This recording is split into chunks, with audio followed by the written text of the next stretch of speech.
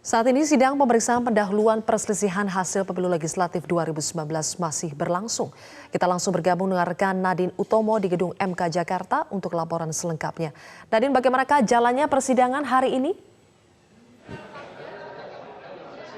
Ya Zilvia, hingga saat ini persidangan masih terus dilakukan di gedung Mahkamah Konstitusi. Kami tadi memantau khususnya di panel 2, karena dibagi 3 panel. Di panel 2 ini khusus untuk menangani perselisihan di Provinsi Papua. Sejumlah partai politik hadir. Jadi kemudian kita lihat bahwa dalam satu ruangan panel ini dibagi menjadi ada pihak pemohon, termohon, dan juga dari hakim, yaitu ada 3 orang hakim konstitusi yang berada di dalam tiap ruang panel.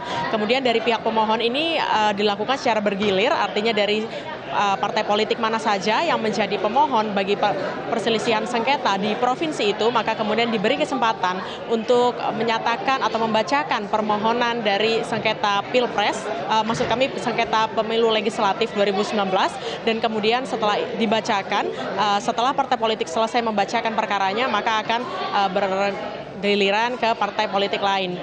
Saya akan menyebutkan ada 2 contoh pembacaan permohonan dari sidang sejak pagi tadi.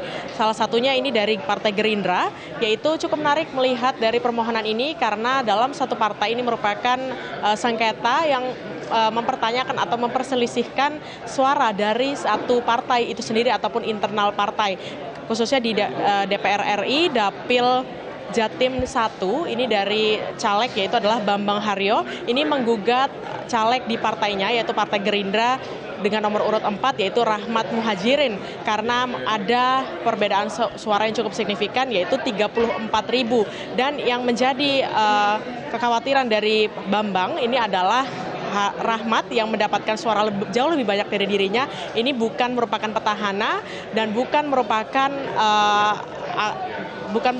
petahana ataupun tokoh masyarakat, tokoh adat, ataupun orang yang bisa dibilang cukup terkenal dalam lingkungan masyarakat ataupun bisa dibilang adalah artis. Namun kemudian tadi hakim juga ikut bertanya apakah memiliki bukti yang cukup, dan kemudian nanti dari pihak Partai Gerindra atau pihak pemohon menyatakan bahwa akan menghadirkan saksi ahli yang akan dihadirkan pada persidangan selanjutnya.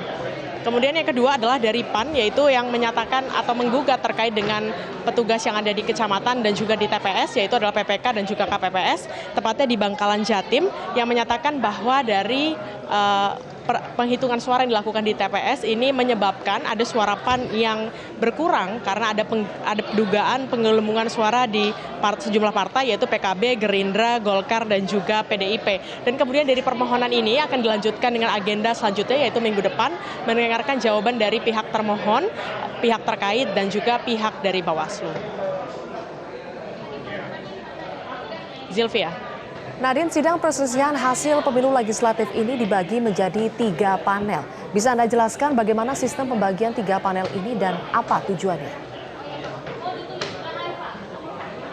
Zilvia, sebetulnya 3 panel ini dilakukan untuk mempercepat karena bisa dilihat sendiri bahwa untuk perkara pemilu legislatif ini jumlahnya jauh lebih banyak dibandingkan dengan pemilu presiden. Namun waktu yang diberikan kepada pihak Mahkamah Konstitusi ini tetap sama, yaitu 30 hari kerja dari mulai perkara tersebut masuk ke dalam buku registrasi perkara konstitusi ataupun BRPK.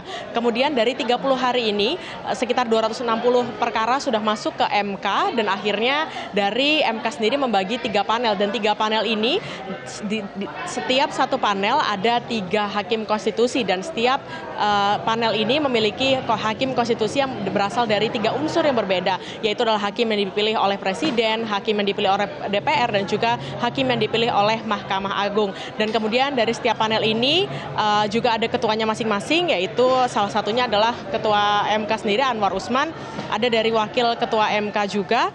Dan yang terakhir adalah panel 3, yaitu yang diketuai oleh I Dewa Gede Palguna. Dan perlu diketahui atau perlu dicatat bahwa dalam setiap panel ini ada 3 orang hakim, dan 3 orang hakim ini tidak boleh berasal dari provinsi yang ada dalam persidangan tersebut. Misalnya di panel 1 ini ada pihak Provinsi Aceh, maka dari 3 orang hakim tersebut tidak boleh ada kaitan dengan Provinsi Aceh atau tidak boleh berasal dari provinsi tersebut atau berkaitan dengan kasus-kasus sebelumnya di Provinsi Provinsi Aceh. Ini merupakan salah satu bentuk integritas dan juga akuntabilitas dari Mahkamah Konstitusi untuk kemudian bagaimana menunjukkan bahwa Hakim Konstitusi ini tidak terlibat secara personal ataupun bekerja dengan independen untuk menyelesaikan perselisihan hasil pemilu legislatif 2019.